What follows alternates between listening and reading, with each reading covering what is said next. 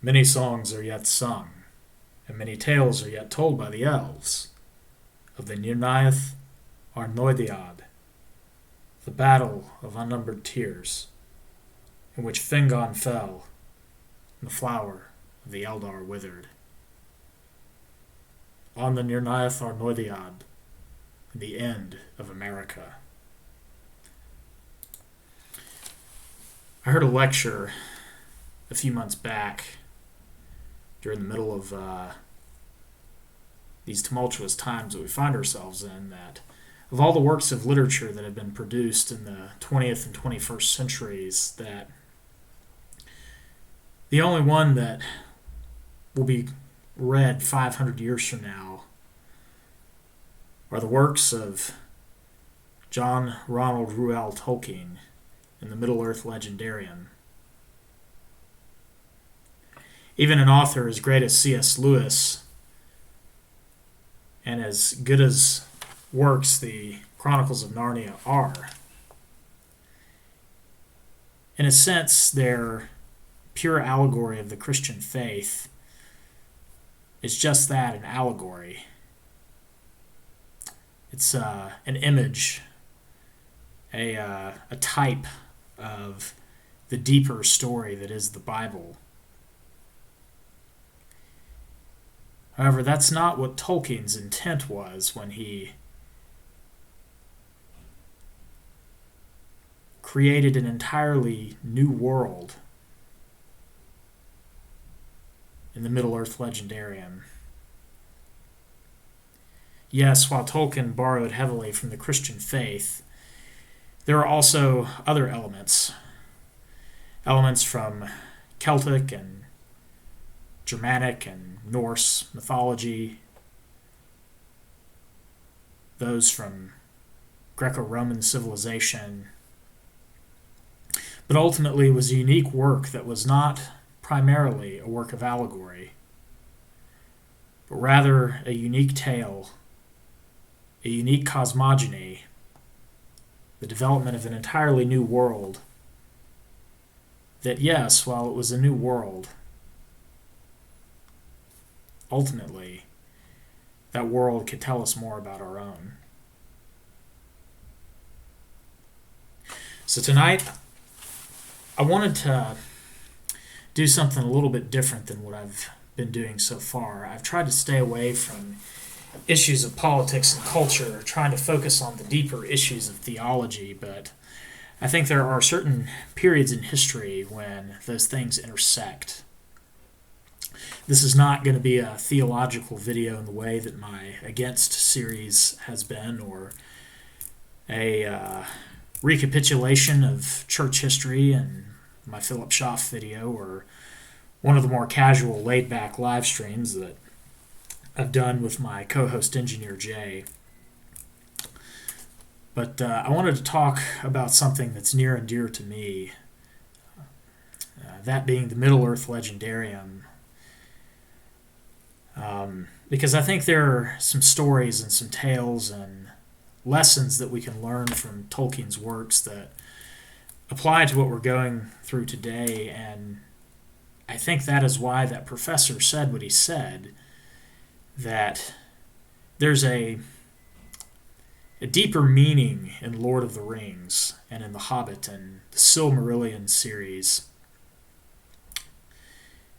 that is absent from baser production, such as the childish works of J.K. Rowling or the macabre and gruesome parodies produced by J.R.R. Martin. No, there is something different about the works of this great philologist from Oxford.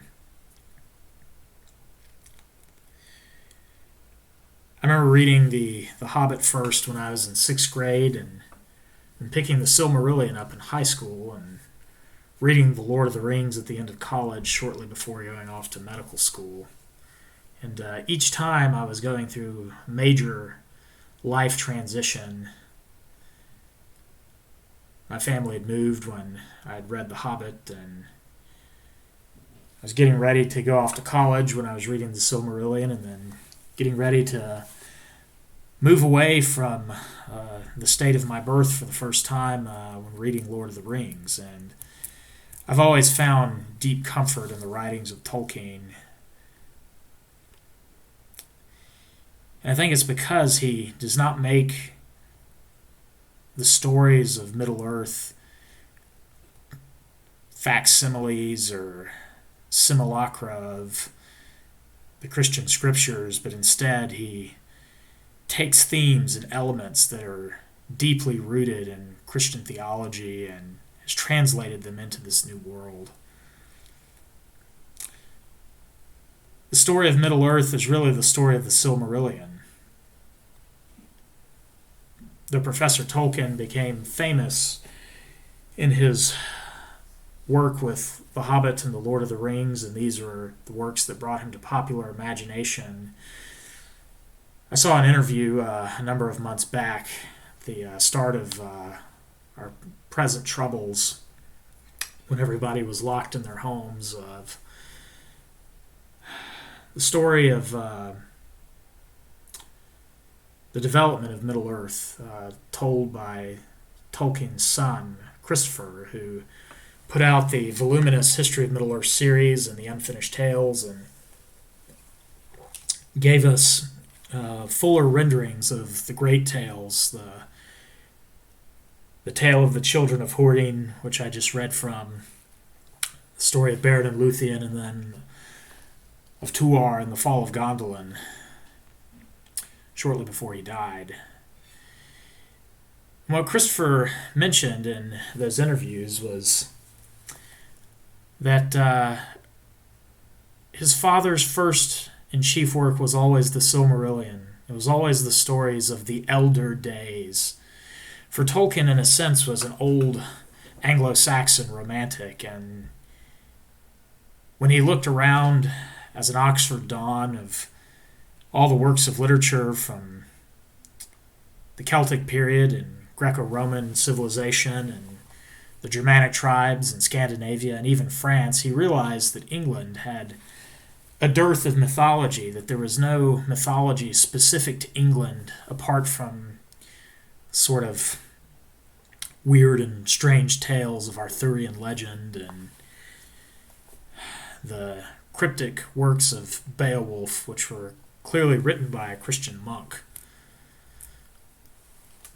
So he set out to create a world that could give his people, the English people, their own mythology.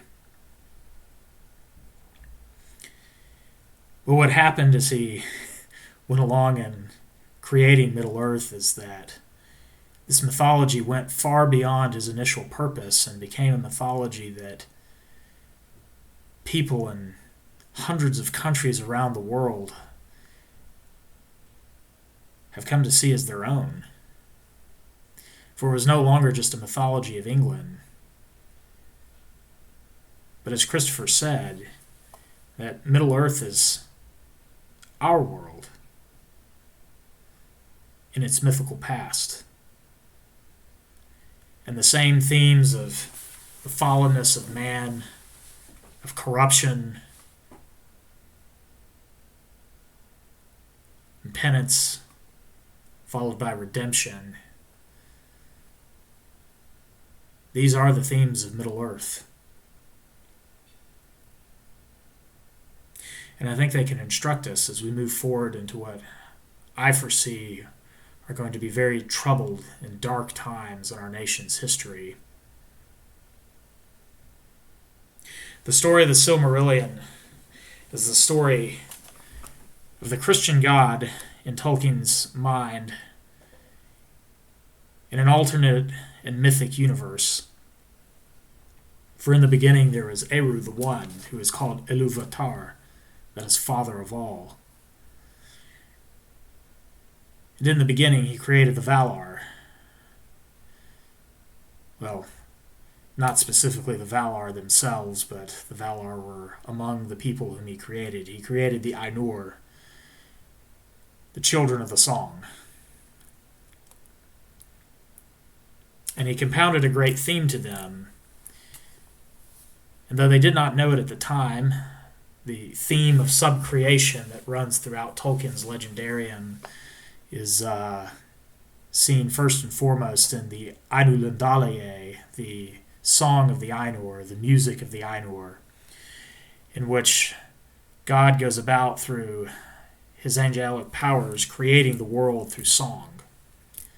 It's a rather mythic and poetic take upon the first chapter of Genesis, in which the word of God, the voice of God, spoke the world into existence.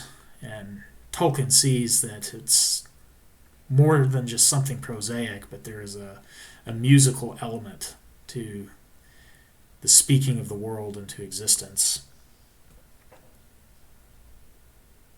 However, among the Ainur, there's Melkor, he who arises in might. Melkor sought the flame imperishable, the creative force of Eru, and sought to wield it for his own. And instead of following the theme of Iluvatar, he thought to compose his own theme.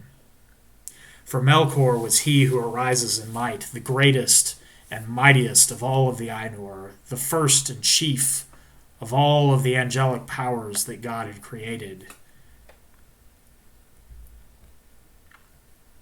And so he contended with Eru and the other Ainur and composed his own theme that came to be at war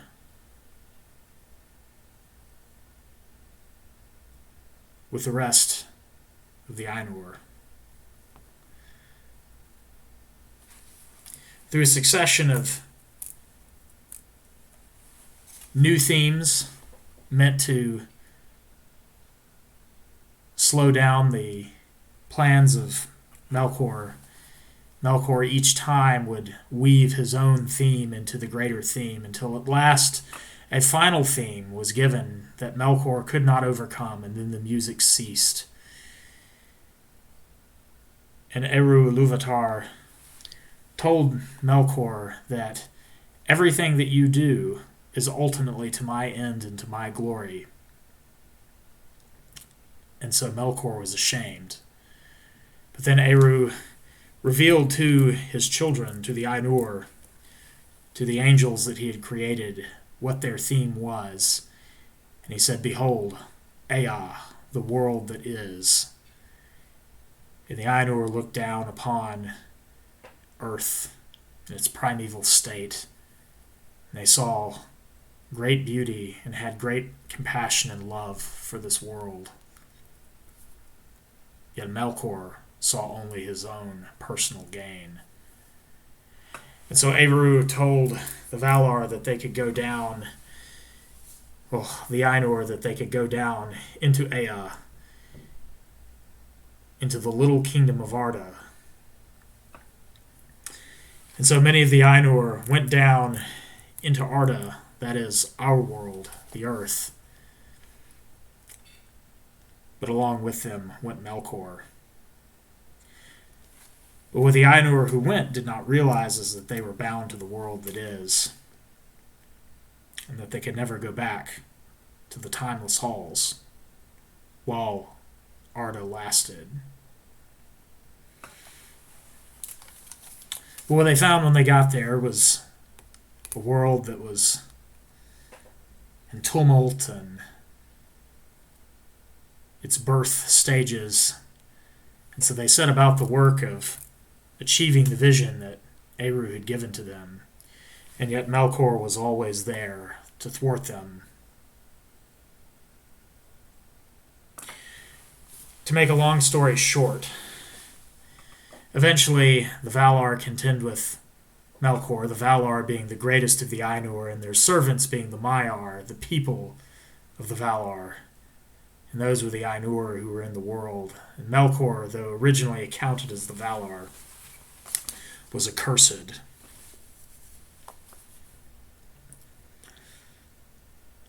Eventually, after Melkor had destroyed much of their work and they had reshaped the world and he would come and destroy again, then they would reshape again. They reached a period in which the Valar finally, along with their Ainur who followed them, the Maiar, were moved into the west, into Aman, the Holy Land, that came to be known in Lord of the Rings as Valinor.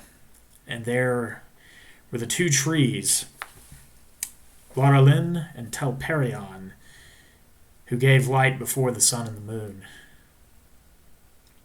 Melkor's northern fortress of Utumno, or Udun, was overthrown, and he was imprisoned for the sake of the children of Ilúvatar.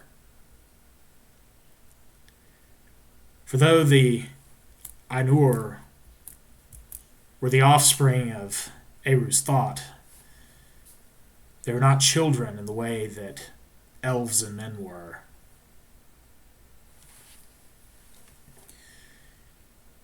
And so the Valar made war against Melkor and imprisoned him for 3 ages in the halls of Mandos.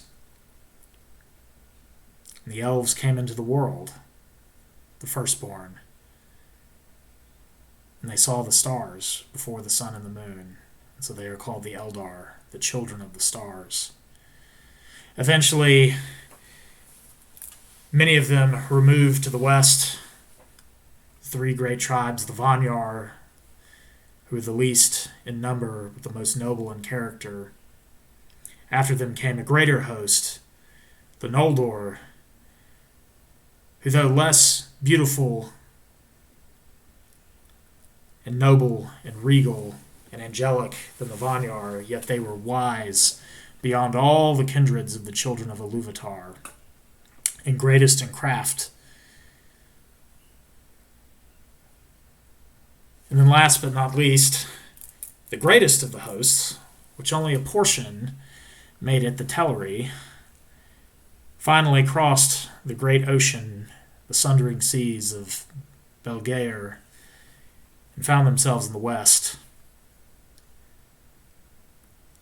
Though those who had started on the journey but did not make it ended up in the westernmost portion of Middle-earth across the sundering seas from Aman. These became the Sindar under King Thingol and his Maiar wife, Melian. And then there were those of the Avari, the unwilling, who refused to make the journey from Cuiviénen, the land of the Singing Falls. And they refused the light of Valinor. The 3 kindreds who made it into the west saw the light of the trees and were made more noble and enlightened by them. And yet what neither the Valar nor the Eldar realized is that Arda itself was Morgoth's ring. After 3 ages and feigning repentance, Morgoth or Melkor, as he was then known, was released and allowed free reign. And the Noldor, being the most restless, seeking kingdoms of their own, and having divisions due to the tragic death of their King Finwë's wife and his subsequent remarriage, there was a division in his children, the eldest, Feanor, being the son of his first wife, who created the great jewels, the Silmarils, for whom the Silmarillion is named. Jewels that captured the light of the trees that existed before the sun and the moon. Feanor was the mightiest of the Eldar, the greatest of the elves to ever exist, the greatest craftsman, the most intelligent among them, the mightiest warrior. And yet, because of the death of his mother and the remarriage of his father, he was a troubled individual. And he did not look kindly upon his brothers Fingolfin and Finarfin, whom he saw as interlopers, who were half-breeds in his mind, since their mother was of the Vanyar and not of pure Noldor stock as Feanor was. And so Melkor saw this division and sought to exploit it for his own purposes. And he feigned many gifts and taught the Noldor, especially, many mighty and fair things, whereas the rest of the people of the Valar, the Maiar, along with the other tribes of elves, the Vanyar and the Teleri, shunned Melkor, fearing that he had not indeed repented. Their fears were proven correct. For Melkor on a time went missing, and the Valar raised a hunt for him, thinking that he had gone north again towards his old domains in Middle-earth, or instead he had turned south to go seek a creature more evil even than he. For there he found in the south of Aman, across the Pelori Mountains, Ungoliant, the Gloomweaver, a creature in the Lost Tales, which is the earliest version of the Silmarillion,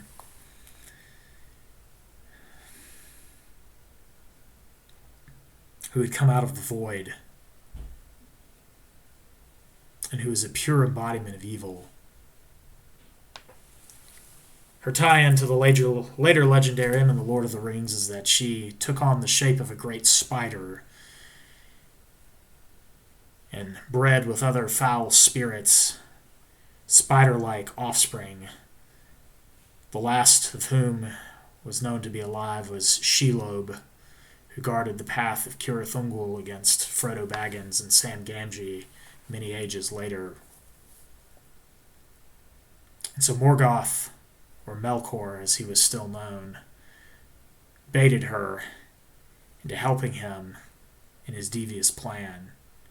And on a time of festival, Melkor and Ungoliant, traveling in the gloom that she had weaved about them, came up to the very gates of Valimar, the capital of the Valar, to the sacred mound of Azelohar where the two trees were. And Melkor, thrusting his spear into both of the trees, poisoned them, and then Ungoliant finished them off, sticking her sharp fangs and draining the sap and all life out of the two trees so that they withered forever. And Valinor was darkened, but Manwe Sulimo, the king of the Valar, knew what had happened. So Tulkas and Orome took up the hunt again, and yet Melkor had already made his way north.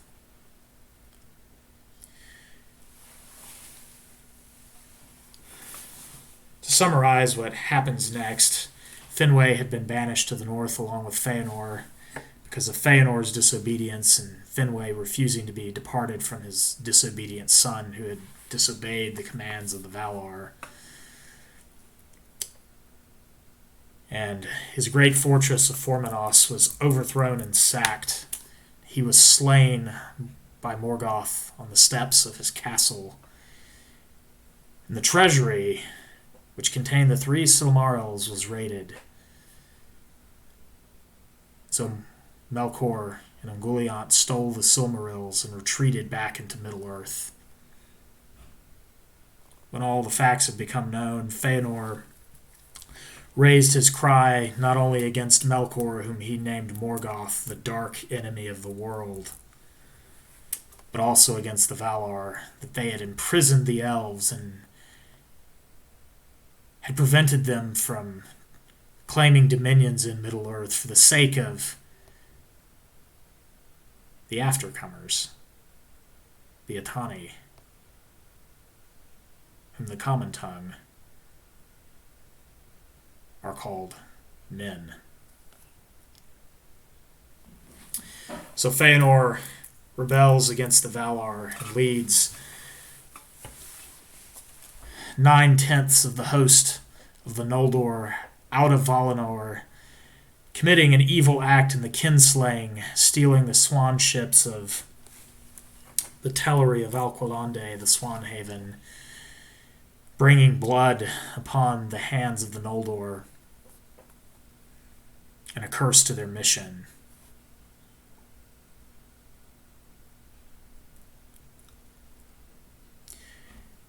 Right as they're about to cross back into Middle-earth, Mondos, the doomsman of the Valar, pronounces judgment upon them, saying that tears unnumbered ye shall shed. Yes, great deeds would the Noldor accomplish in their war against Morgoth, but in the end, they could never hope to overthrow the mightiest of all creatures, the Satan figure of Tolkien's world himself, through strength of arms. But driven on by their mad king, the Noldor at last came into Middle-earth in two parties, Feanor having betrayed Fingolfin, and the hosts of Fingolfin and Finarfin, though Finarfin and part of his host had turned back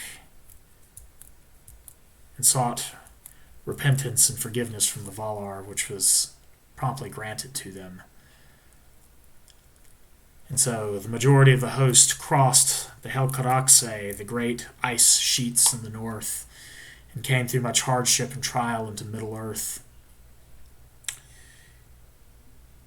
And though eventually there was a reunion between the two great hosts of the Noldor, the lesser host following Feanor, the greater host following Fingolfin, and they allied themselves with the Sindar under King Thingol and his wife Melian, though it was a tenuous alliance at best. At first, they had great victories.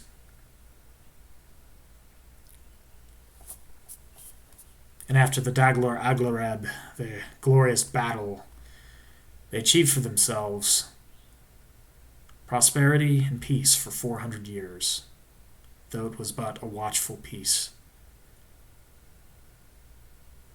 No fairer lands have ever existed in mortal realms than the fair lands of Beleriand, the forest kingdom of Doriath, the hidden kingdom of Gondolin, the rainbow cleft, the firth of Dringest, the caves under the river Narog, the realm of Nargothrond, the great mansions of the dwarves in the Blue Mountains, and the singing of the green elves in Lindon. Fair indeed were the lands of Beleriand. And as we see in the Two Towers, Treebeard sings of them wistfully, fondly, knowing that they were never to return.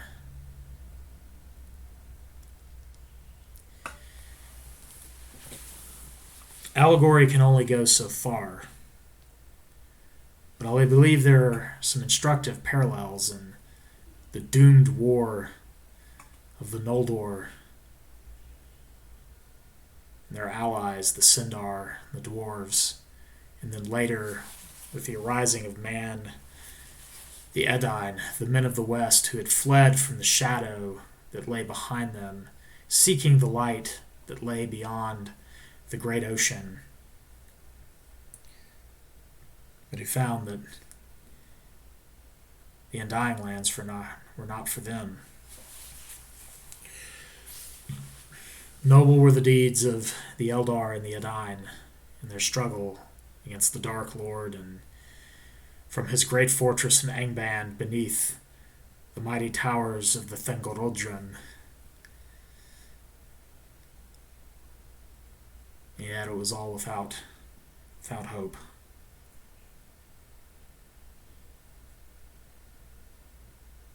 On the United States. To begin the parallels that I see, I was listening to a video by James Lindsay, who many of you know, where he was talking about the new American mythology. For this is indeed a stream about mythology. And how the founding mythos of the United States is that we were founded as a nation of liberty, a nation of rights, a nation of free men.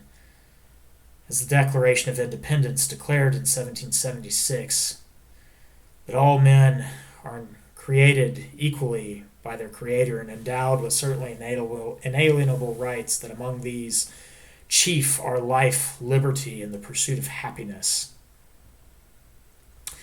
And that our story as Americans until the year 2008 was one of continual progress.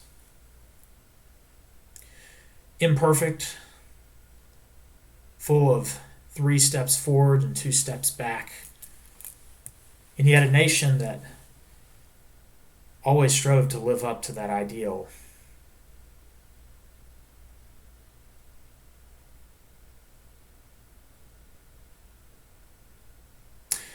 However, something fundamentally changed in the 1960s.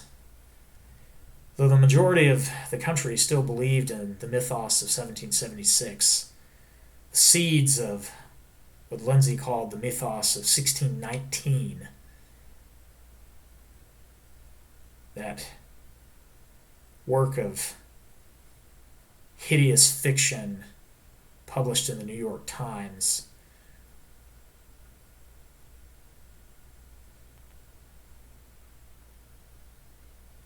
that alternative mythos, that America is an evil, racist, sexist, misogynistic, theocratic,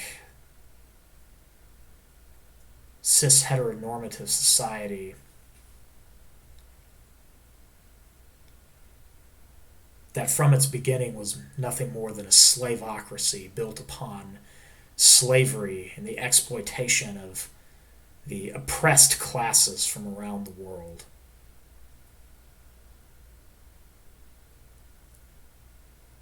It was in the 1960s that this began.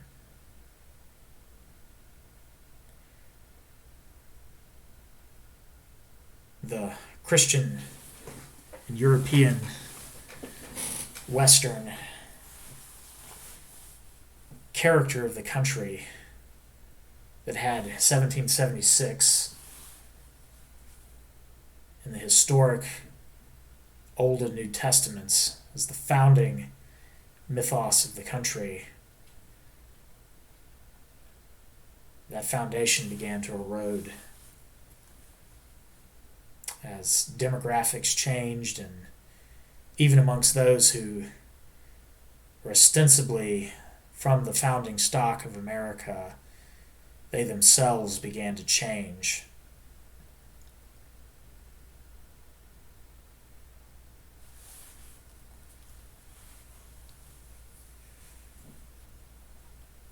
It was a cold winter's night around the year 450 of the First Age. The campfires in Dorthonion were burning low. For the watch in the north had grown lazy as years had gone along. When all of a sudden, spewing forth from the towers of the Thangorodrim,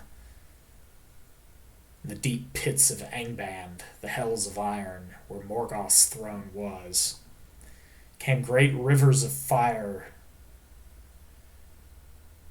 and the beautiful plain of Ardgallan, the garden of the north, was burned forever, became Anfauglith, the gaping dust.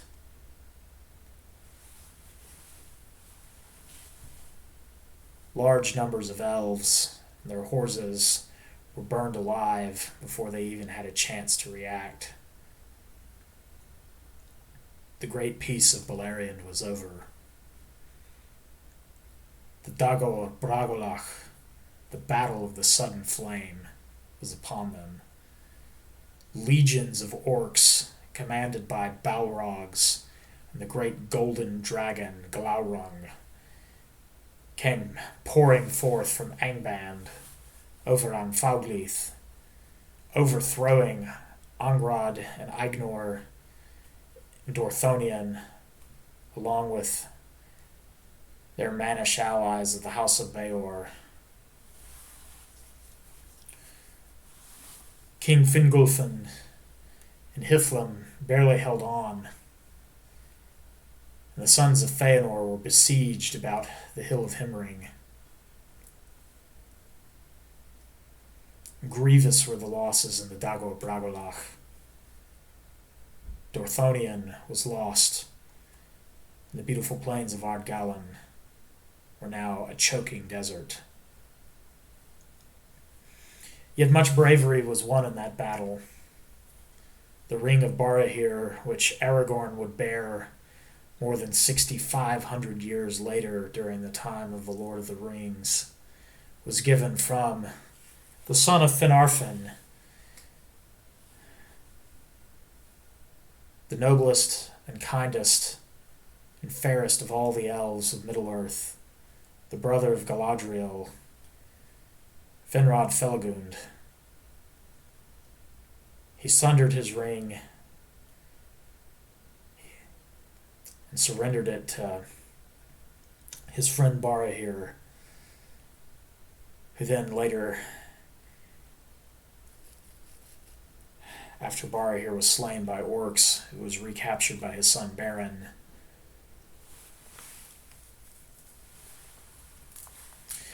And though the elves and men and dwarves eventually recovered from the battle, it was never the same after the Dagor Bragolach. They would know nothing but ceaseless war until the end of the First Age.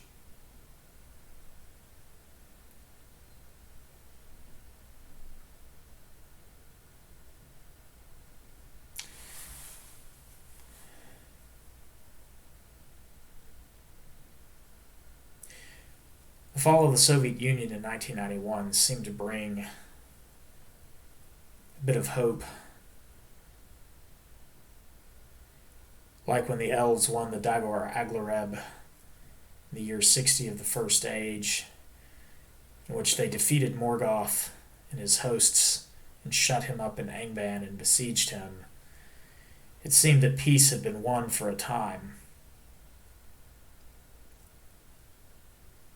Hundreds of millions of people in Eastern Europe suddenly had freedom. The United States, the benevolent and good and kind victors from World War II, had finally emerged victorious from the Cold War, entering into an age of peace, or so we thought.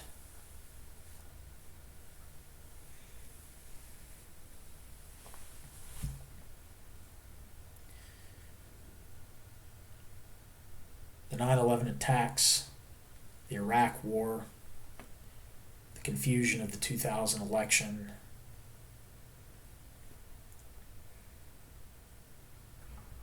the housing bubble, they all showed cracks in the foundation of the post-Soviet world. And likewise, even after the elves had defeated Morgoth's forces, in the glorious battle, there were always cracks in the foundation. The hostility of the hosts of Fingolfin and Feanor, who had been killed in an earlier battle. And so now his sons ruled for him in his stead. There were battles between the Dagor Aglareb and the Dagor Bragolach. Spies of Melkor sent out, seeking, probing, finding a way. The Eldar had no idea how powerful their enemy truly was. And so just like on that cold winter's night in the year 455 of the First Age and the gushing forth of the Battle of Sudden Flame, so too did America forever change. in 2008 with the election of Barack Obama to the presidency. The man who promised fundamental transformation.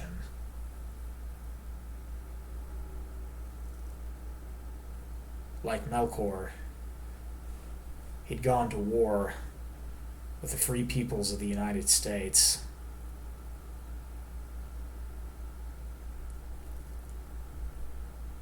And now it seems that our nation will know unceasing conflict,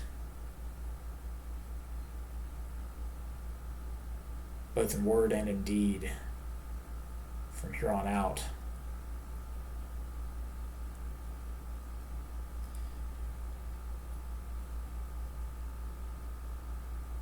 And yet we want a reprieve in 2016. Imperfect, bellicose, uncouth though he was,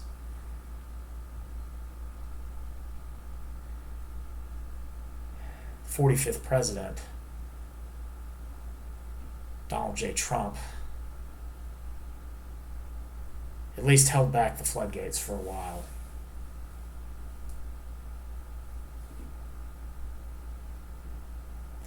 Likewise, in Tolkien's Legendarium, in the aftermath of the great defeat of the Dagor Bragollach, the elves slowly began to recuperate and recover and to organize. And that great tale of Beren and Luthien, the human man who had love of an elven princess, whose father doomed him, saying that only if you bring me a Silmaril from the crown of Morgoth, an impossible task, would he then give his daughter Luthien to Beren in marriage. And so Beren undertakes the task with the help of King Finrod Felagund of Nargothrond and the maiden Luthien herself, having escaped from her father. They come at last into the dungeons of Angband. Together, with Luthien's magic and Beren's daring, they steal a Silmaril from the very crown of Satan himself. Eventually, returning to Doriath, where Thingol, father of Luthien, dwelt, and Beren, the one-handed, returned with the Silmaril in the belly of a wolf. Eventually it was recovered in the great hunt in which the wolf Karkaroth was slain, who had bitten Beren's hand off at the very thresholds of Angband as Beren and Luthien were escaping, as he held forth the Silmaril in his hand and drove the wolf mad as it burned Karkaroth's insides.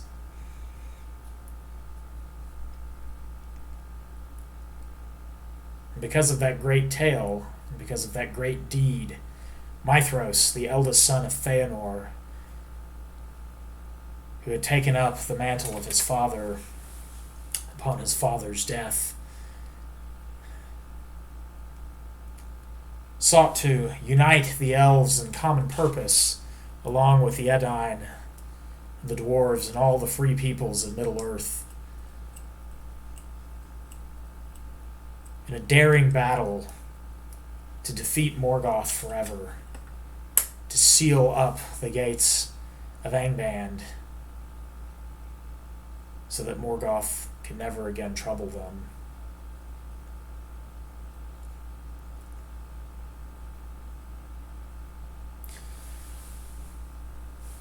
Donald Trump brought together quite a coalition. Believing evangelicals, conservative Roman Catholics, libertarians, an unprecedented number of Hispanics, and African Americans, all of whom believed in the traditional ideals, the mythos of 1776,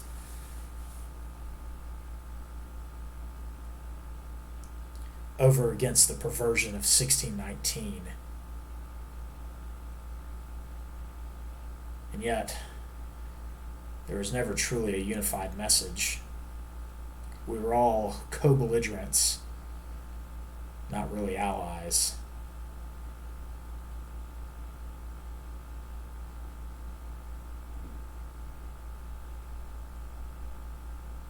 For you see, just like the elves and just like the men of Tolkien's legendarium, we too are fallen. Even the ostensible good guys are not really good in comparison with the God who made them.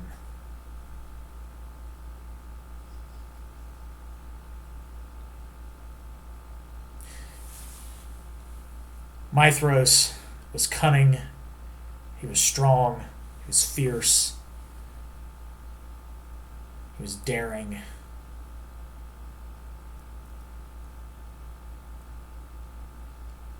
And yet, he was not as fair or as noble, as good, as pure, as spiritual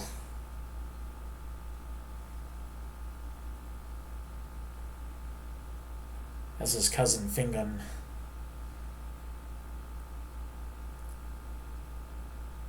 Or the elves of Valinor.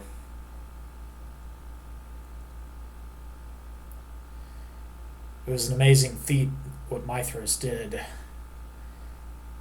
uniting all of the disparate free peoples of Middle-earth, and yet not all joined. Thingol, angered at the demands of the sons of Feanor for the return of the Silmaril, refused to send troops, so only Beleg Strongbow and Mablung of the Heavy Hand, his two greatest captains, who refused to not have a part in those great deeds, only those two came forth out of Doriath. Because of the death of Finrod and his sacrifice to help Beren and Luthien achieve the quest, who had been hindered by Curufin and Caranthir, or Curufin and Celegorm, the two sons of Feanor, Mithras' brothers. Only a small company came from Nargothrond, and so, though a great coalition had been assembled, not everybody was willing to participate. In like manner, Trump assembled a mightier host and a greater coalition than any Republican president had ever assembled before. And yet, there were always those never-Trumpers, always those purists, those people who couldn't look past the imperfections of an imperfect leader, a leader who wasn't even necessarily all that noble, to see the danger of Morgoth in the north. And so, even with its strength and its great hosts and its multitude and varied factions that had all come together in common purpose from the start, the union of Mithros was never as strong as it could have or should have been.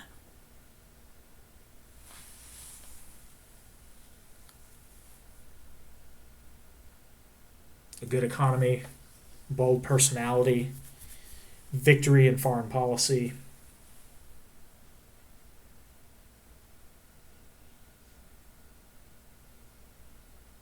Not really all that different from Mithras liberating Dorthonion and clearing the lands of the north of orcs in preparation for the great battle. Then March 2020 happened.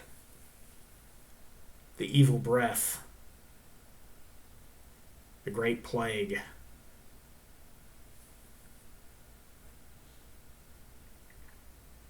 damaging the American economy, throwing unity into question,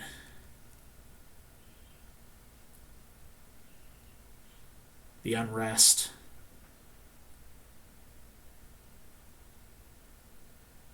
You see, for 2 years before the Nirnaeth Arnoediad, Morgoth sent a plague into Middle-earth to weaken his opponents ahead of the coming battle. Many men of the surviving House of Hador, the greatest of the houses of the Edain, died in the plague, including Lilith, the beautiful young daughter of Lord Hurin and his wife Morwen.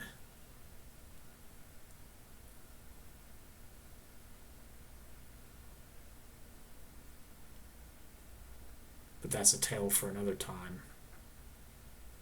The tragedy of Turin to Rombar. And yet there was hope.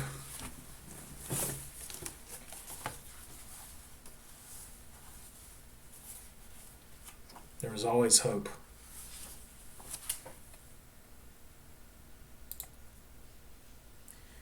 Now Hurin, knowing her courage and her guarded tongue, often spoke with Morwen of the designs of the elven kings, and of what might befall, if they went well or ill.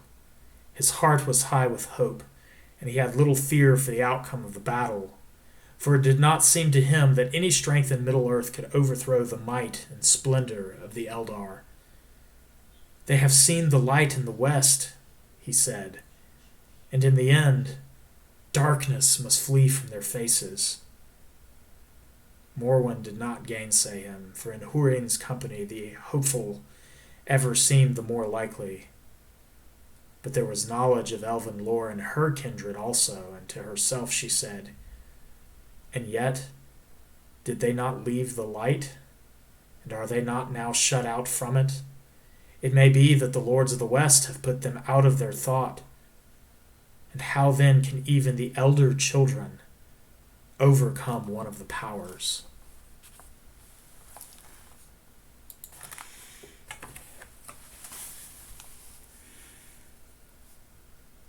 Our country had, long before 2020, had fallen from the heights that it had known before.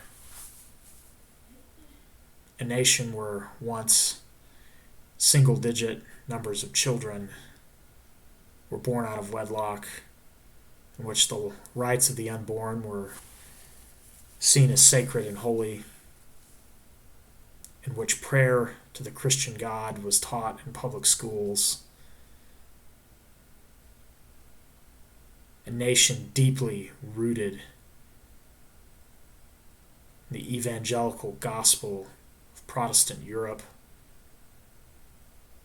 A nation whose soldiers went into battle during the Great World War II with Bibles in their pockets, given to them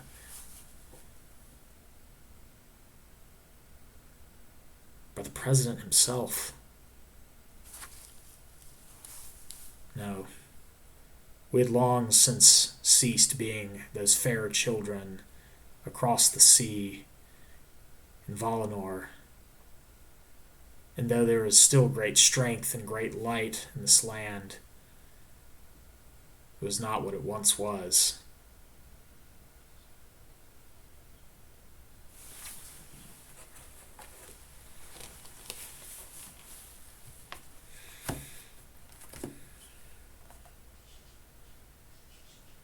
If all were now retold, a man's life would not suffice for the hearing.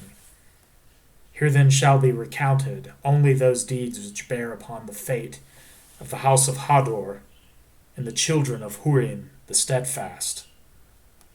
Having gathered at length all the strength that he could muster, Mithras appointed a day, the morning of midsummer. On that day the trumpets of the Eldar greeted the rising of the sun, and in the east was raised the standard of the sons of Feanor, and in the west the standard of Fingon, king of the Noldor. Then Fingon looked out from the walls of Ithil Sirion, and his host was arrayed in the valleys and woods upon the east of Ered-Wethrin, well hid from the eyes of the enemy. But he knew that it was very great. For there all the Noldor of Hithlum were assembled, and to them were gathered many elves of the Falas and of Nargothrond, and he had great strength of men, Upon the right were stationed the host of Dorlongen, and all the valor of Hurin and Huar his brother, and to them had come Haldir of Brethil, their kinsman, with many men of the woods.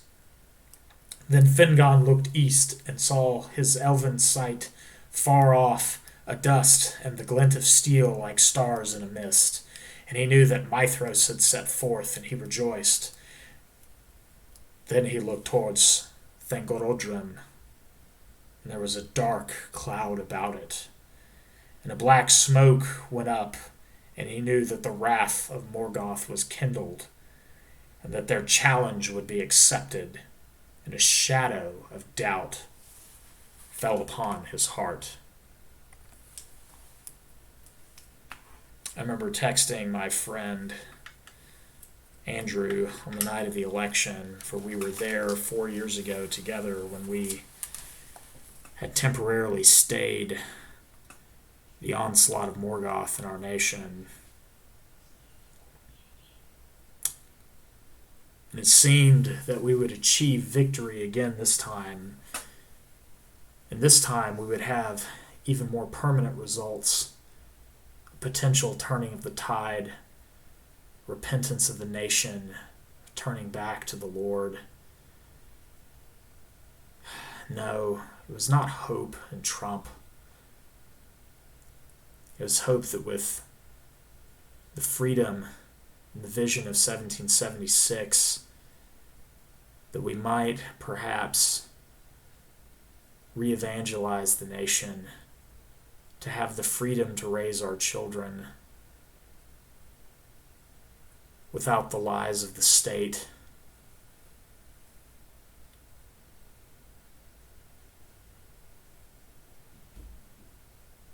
There was hope. Like Hurin, we thought we were going to win. But there was always doubt.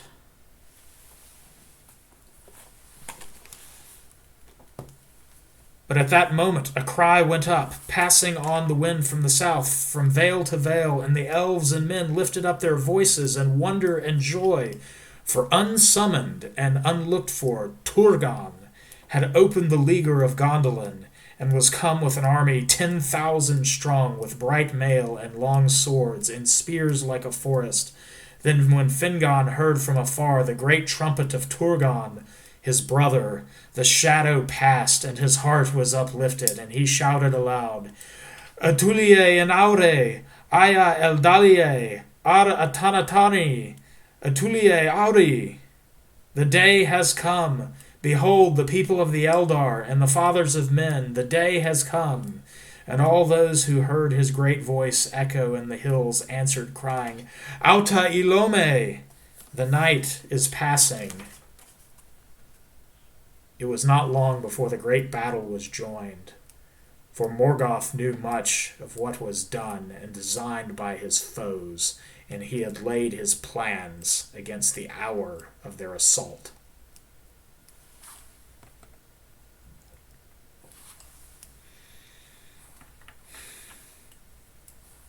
The forces of Morgoth were prepared in 2020. They knew the stakes. They had tasted the bitterness of defeat, and their seared consciences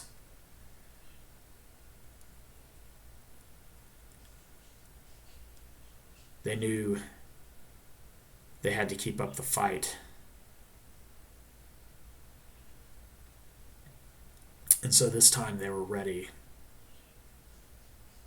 I won't comment on all the issues that you all already are very well aware of in regards to election integrity and all such things, but to be honest, I don't think it actually would have mattered. I think there are actually more people living by lies in the United States than living by the truth, including many on our own side.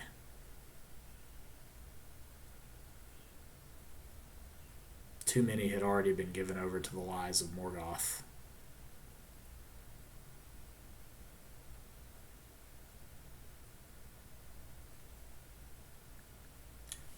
Tolkien wrote two versions of this tale. In the first, there was the treachery of the sons of Uldor against Mithros' host in the east, delaying them from helping Fingon's host in the west. And that even at a late stage in the battle, if only Uldor's men had stayed faithful instead of betraying the entire plan into the hands of Morgoth, that the elves and the Edain, along with their Easterling allies and the dwarves, that they would have won. But I think the second tale is closer to the truth. There was never any hope of defeating Morgoth through strength of arms.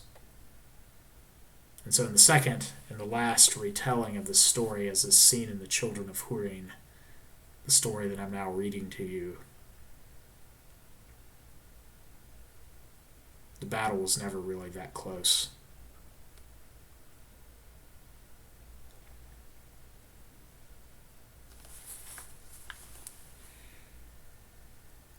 Already a great force out of Angband was drawing near to Hithlum, while another and greater went to meet Mithros to prevent the union of the powers of the kings. And those that came against Fingon were clad all in dun raiment and showed no naked steel, and thus were already far over the sands of Angfaudlith before their approach became known. Then the hearts of the Noldor grew hot, and their captains wished to assail their foes on the plain. But Fingon spoke against this. "Beware of the guile of Morgoth, lords," he said. "Ever his strength is more than it seems, and his purpose other than he reveals. Do not reveal your own strength, but let the enemy spend his first in assault on the hills. For it was design of the kings that Mithros should march openly over Anfaudlith, and with all his strength of elves and of men and of dwarves. And when he had drawn forth, as he had hoped, the main armies of Morgoth in answer, then Fingon should come out from the west, and so the might of Morgoth should be taken as between a hammer and anvil, and be broken to pieces, and the signal for this was to be the firing of a great beacon in Dorthonion.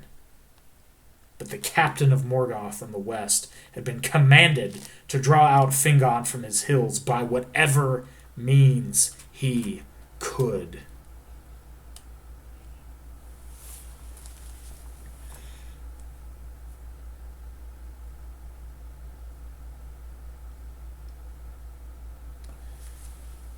When Stacey Abrams lost the Georgia governorship race to Brian Kemp by 75,000 votes in 2018, between 2018 and 2020, more than 1 million new voters were registered in the state of Georgia, the vast majority of whom were Democrats.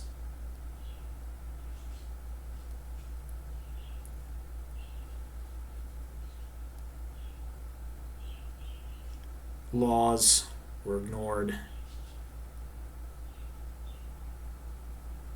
Guile and deceit in Pennsylvania, Wisconsin, Michigan, Georgia, Minnesota,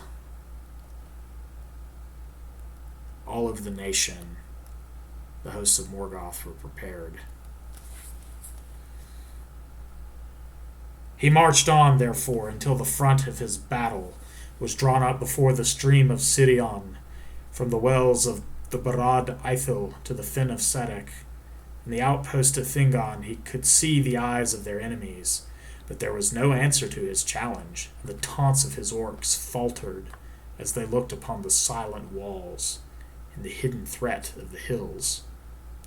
Then the captain of Morgoth sent out riders with tokens of parley, and they rode up before the very walls of the outworks of the Barad Eithel. With them they brought Gelmir, the son of Gwilyn, a lord of Nargothrond, whom they had captured in the Bragolach, and had blinded, and their heralds showed him forth, crying, "We have many more such at home, but you must make haste if you would find them, for we shall deal with them all when we return, even so." and they hewed off Gelmir's arms and legs and left him.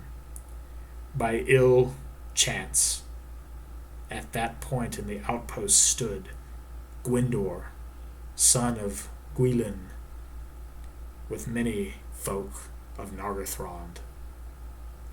And indeed, he had marched to war with such strength as he could gather because of his grief for the taking of his brother. Now his wrath was like a flame, and he leapt forth upon horseback, and many riders with him, and they pursued the heralds of Angband, and slew them, and all the folk of Nargothrond followed after, and they drove on deep into the ranks of Angband. And seeing this, the host of the Noldor was set on fire, and Fingon put on his white helm, and sounded his trumpets, and all his host leapt forth from the hills in sudden onslaught. The light of the drawing of the swords of the Noldor was like a fire in a field of reeds, and so fell and swift was their onset that almost the designs of Morgoth went astray. Before the decoying army that he had sent west could be strengthened, it was swept away and destroyed, and the banners of Fingon passed over the Anfaudlith and were raised before the walls of Angband. Ever in the forefront of that battle went Gwyndor and the folk of Nargothrond, and even now they could not be restrained. And they burst through the outer gates and slew the guards within the very courts of Angband, and Morgoth trembled upon his deep throne, hearing them beat upon his doors.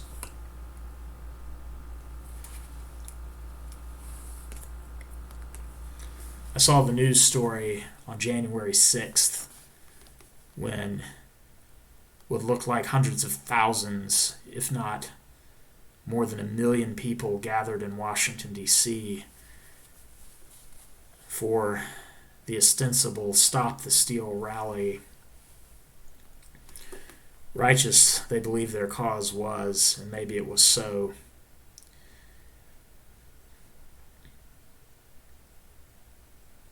And like Gwyndor and the companies of Nargothrond, a portion of them, foolhardy, not thinking about the consequences, not recognizing that they were being drawn in, that a trap had been set.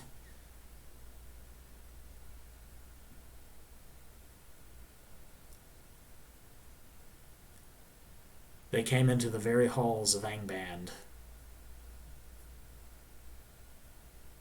and the hosts of Morgoth trembled upon the throne.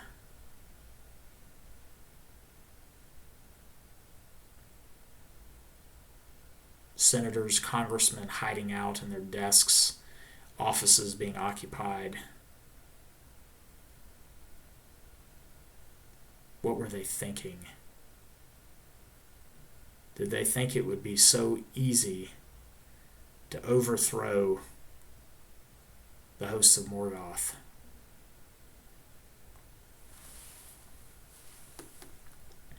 Through strength of arms?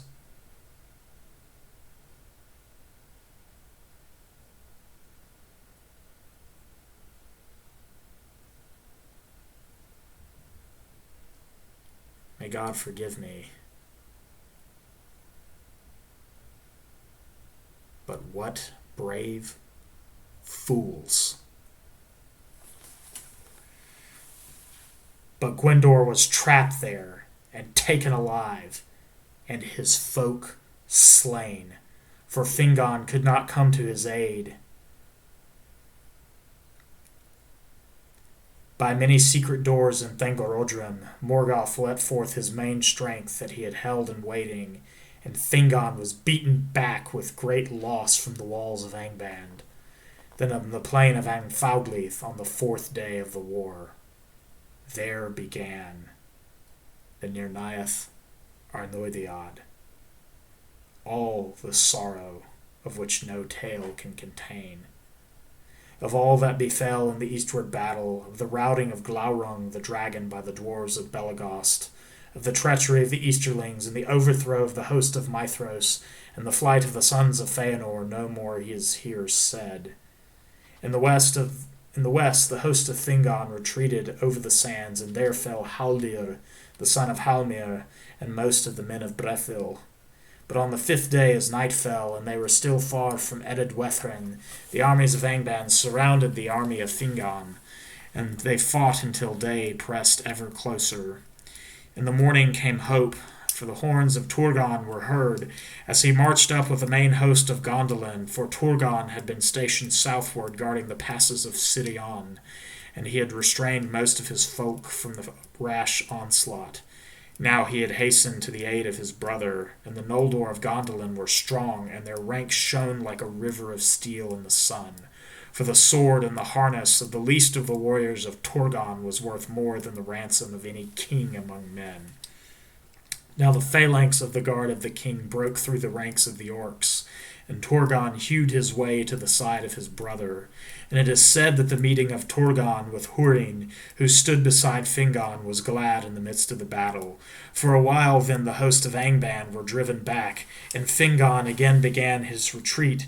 But having routed Mithros in the east, Morgoth had now great forces to spare. And before Fingon and Turgon could come to the shelter of the hills, they were assailed by a tide of foes thrice greater than all the force that was left to them. Gothmog, high captain of Angband, was come, lord of Balrogs, and he drove a dark wedge between the elven hosts, surrounding King Fingon, and thrusting Turgon and Hurin aside towards the fen of Sedek. Then he turned upon Fingon. That was a grim meeting.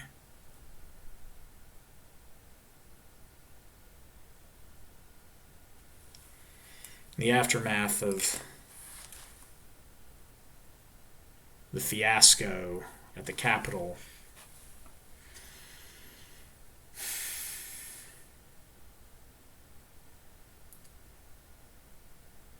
the president found himself alone, deserted by all his allies.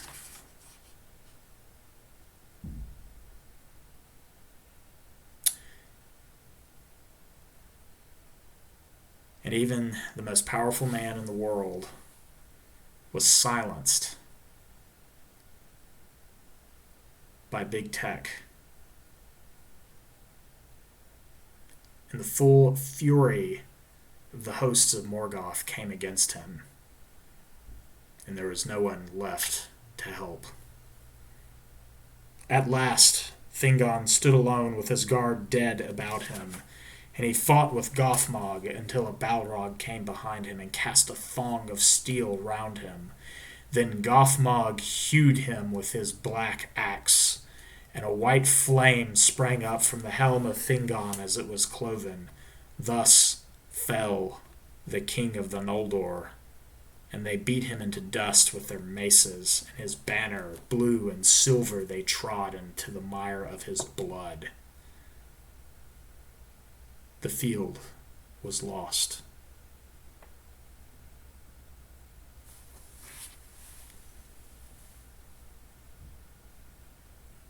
In the aftermath of the 6th, it wasn't just Trump himself who was defeated. Twitter, Facebook, Instagram, Google, Amazon.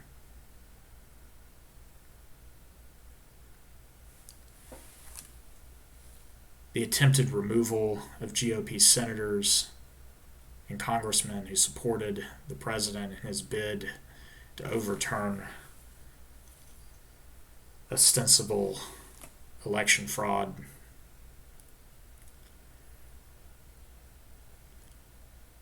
The removal of the walk-away campaign on Facebook, the banning of not just the president's Twitter account, but the Twitter accounts of so many of his allies, the deplatforming of Parler.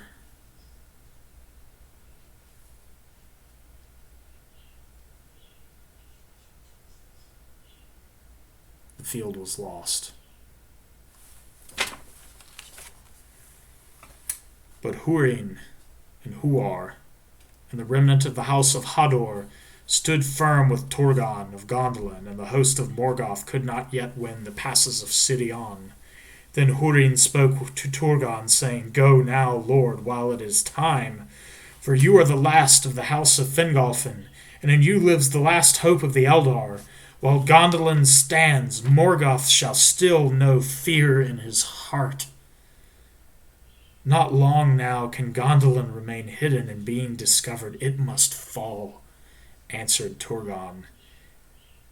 "Yet if it stands only a little while," said Huar, "then out of your house shall come the hope of elves and men.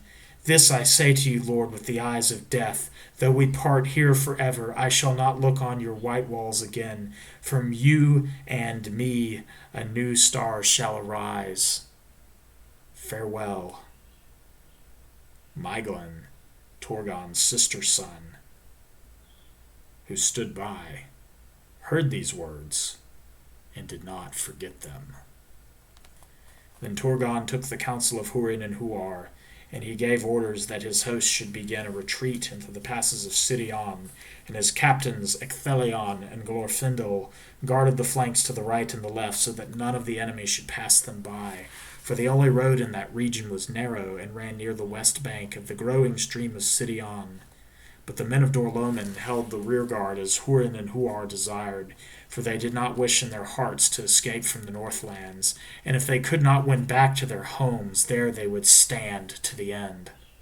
So it was that Turgon fought his way southward, until coming behind the guard of Hurin and Huar, he passed down Sirion and escaped, and he vanished into the mountains and was hidden from the eyes of Morgoth. But the brothers drew the remnant of the mighty men of the house of Hador about them, and foot by foot they withdrew, until at last they came behind the fen of Serek, and had the stream of Rivil before them. There they stood, and gave way no more. Then all the hosts of Angband swarmed against them, and they bridged the stream with their dead, and encircled the remnant of Hithlum as a gathering tide about a rock. There, as the sun westered, and the shadows of the arid Wethrin grew dark, Huar fell, pierced with a venomed arrow in the eye, and all the valiant men of Hador were slain about him in a heap, and the orcs hewed their heads and piled them as a mound of gold in the sunset. Last of all, Hurin stood alone. Then he cast aside his shield, and seized the axe of an orc captain, and wielded it two-handed, and it is sung that the axe smoked in the black blood of the troll guard of Gothmog until it withered, and each time he slew, Hurin cried aloud, "Aure in Tuluva! Day shall come again." 70 times he uttered that cry, but they took him at last alive, by the command of Morgoth, who thought thus to do him more evil than by death. Therefore the orcs grappled Hurin with their hands, which clung to him still, though he hewed off their arms, and ever their numbers were renewed, till he fell beneath them, buried. Then Gothmog bound him, and dragged him to Angband with mockery. Thus ended the Nirnaeth Arnoediad. As the sun went down behind the sea, night fell in Hithlum, and there came a great storm of wind out of the west.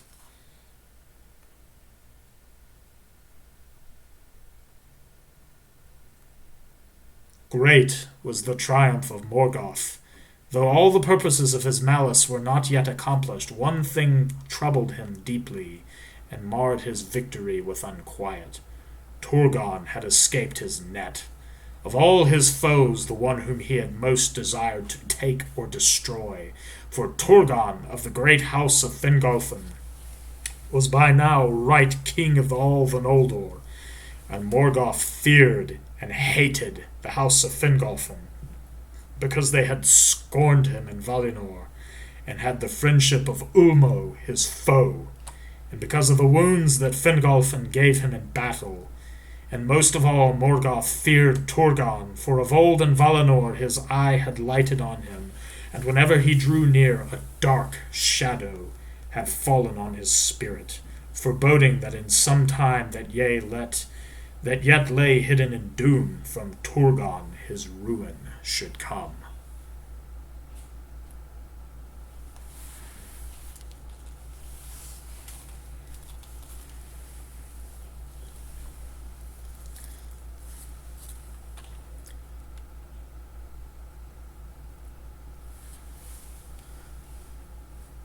I don't think it can be understated the fiasco that was the Nirnaeth Arnoediad. For after the battle, Morgoth sent all of his hosts south into the now unguarded and fair lands of Beleriand, and razed them to the ground. Gondolin, yes, was hidden, as was Nargothrond, and Doriath, still inaccessible by the power of Melion.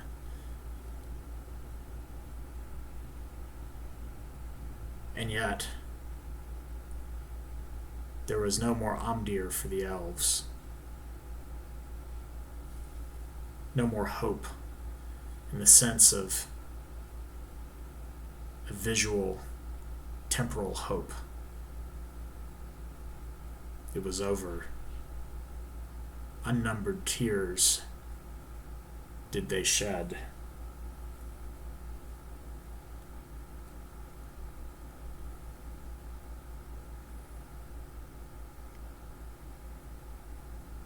From the way I see it,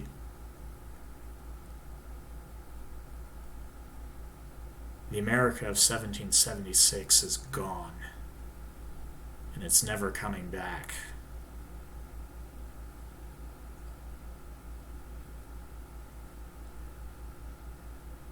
This election cycle was the last chance that we had, in a temporal sense, to achieve victory. But the changing culture of the country, the loss of the Christian faith, immigrants who no longer share the core Christian values of the country,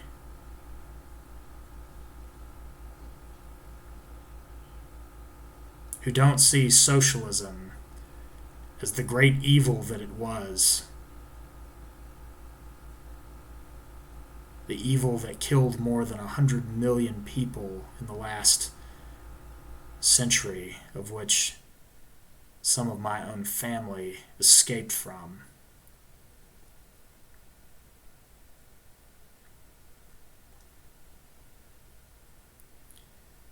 No.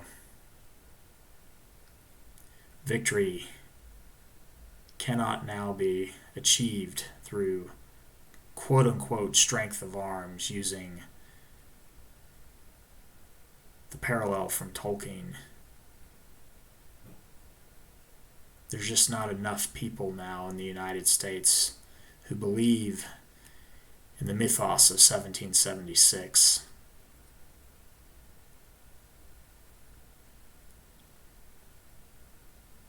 Dark times are ahead, especially for the conservative evangelical Protestant church in this country, with Uldors and Miglins like Russell Moore and those of the Gospel Coalition would sell out their own co-religionists for the scraps at Morgoth's table.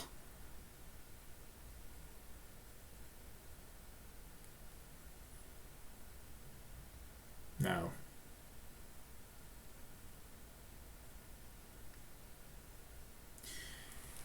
After the unnumbered tears, within 40 years, all of Morgoth's designs temporally had been accomplished.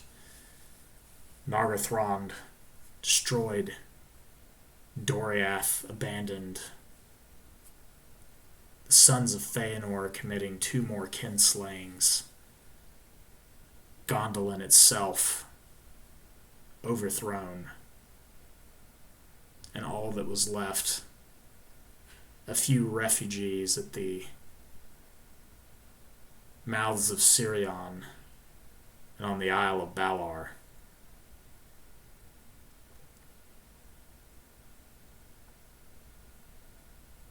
However, Morgoth was eventually defeated. For that star that arose from the house of Turgon and of Huar, the younger brother of Hurin, lord of Dorlomen, Eärendil, the greatest mariner of song, knew that the only hope for elves and for men, of which he was half of each, was to be found in a higher power. For eventually Eärendil, and that tale shall be told another time, sailed into the west with the Silmaril that Beren and Luthien had won upon his brow, with Elwing, the granddaughter of Beren and Luthien, his wife, at his side. And they came at last to Valinor, amidst the stormy seas and the foggy and magic isles and the enchantment that prevented the elves from reaching Valinor, as they had been shut out by the Valar for their rebellion. And so Eärendil and Elwing came to the very throne of Manwë and the rest of the Valar, who heard the great sorrows of the tales of the First Age. And the Valar took pity upon elves and men and dwarves in Middle-earth, and sent a great host of the elves of Valinor, along with great hosts of Maiar,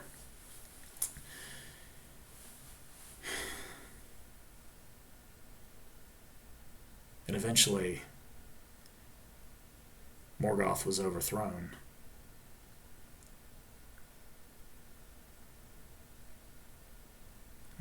And as Elrond recounts in Lord of the Rings, being a young man, he and his brother Elros, the twin brothers who were sons of Eärendil and his wife Elwing, they saw the towers of Thangorodrim broken and saw what they thought was evil banished forever.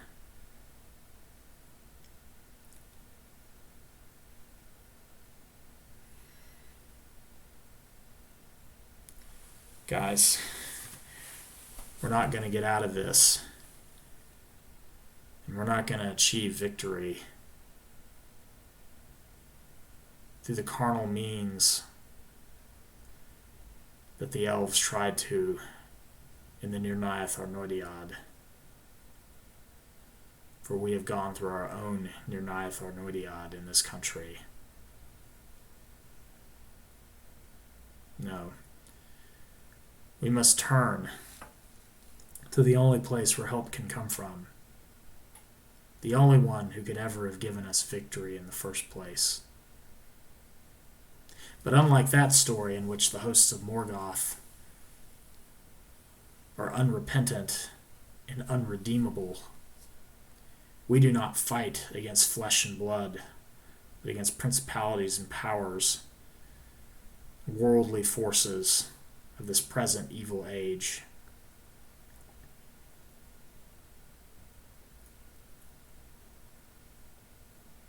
We seek that those who would persecute us and those who would seek to destroy us would be converted to the same faith by the same Spirit that has redeemed us.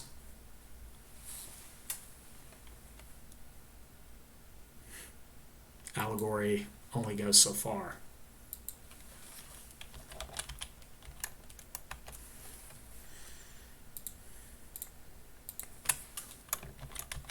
I want to leave you guys with this tonight.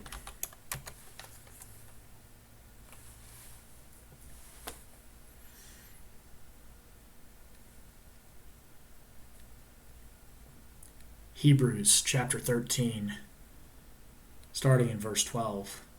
Therefore Jesus also, that he might sanctify the people through his own blood, suffered outside the gate.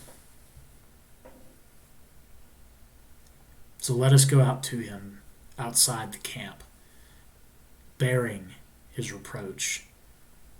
For here we do not have a lasting city, but we are seeking the city which is to come. Through him then let us continually offer up a sacrifice of praise to God, that is, the fruit of the lips, and give thanks to his name. And do not neglect doing good and sharing, for with such sacrifices God is pleased.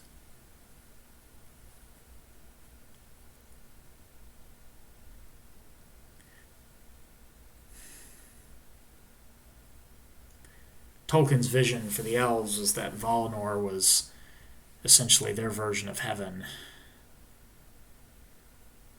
while the allegory and the correspondence is certainly not one-to-one or perfect. Ultimately, the one we should be beseeching for help and for victory is not here in this world, in this Middle Earth. Our hope comes from beyond Middle Earth, from the God who created this world. Dark times are ahead. As Morgoth raised Beleriand, I believe there is going to be a great falling away in the coming years of ostensibly believing Christians. Censorship,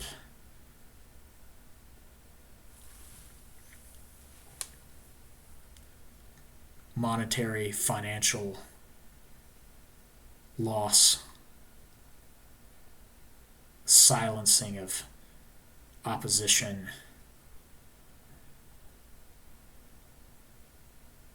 and outright persecution may be in our future. But I can tell you this, guys. One day, Morgoth will be defeated. His doom is sure. As Martin Luther said all those generations ago, for our King will come. Therefore, let us be diligent in seeking him, that his kingdom would come and his will be done on earth as it is in heaven.